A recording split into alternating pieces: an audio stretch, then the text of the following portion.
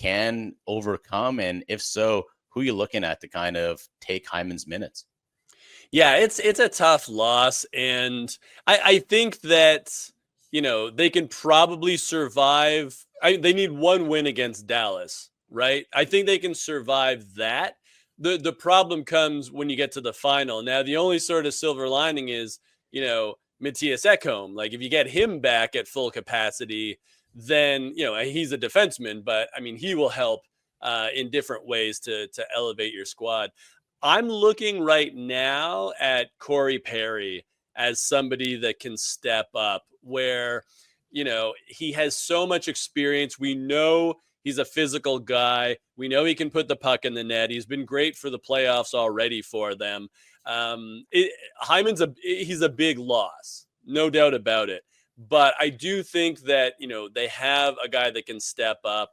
And I'm also thinking too, like, we talked about him on the show before, but Vasily Podkolzin, I'm not saying you put him on that line, but if Corey Perry moves up and you put Podkolzin, if you get him a couple more minutes up and down the lineup, then that's again the sort of player that you need, especially if you're going up against Florida, where you're going to have to go like hit for hit with them, and you're going to have to absorb a lot of contact. Podkolzin is the sort of player that I think can do that.